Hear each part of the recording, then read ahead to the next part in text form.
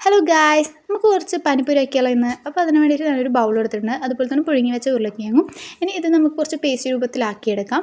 എന്നിട്ട് അതിലേക്ക് ഉള്ളിയും മല്ലിച്ചപ്പും ഉപ്പ്, പിന്നെ കുരുമുളക് പൊടി, പിന്നെ കുറച്ച് മുളക് പൊടിയൊക്കെ ഇട്ട് അത് മിക്സ് ചെയ്ത് നമുക്ക് മാറ്റി വെക്കാം.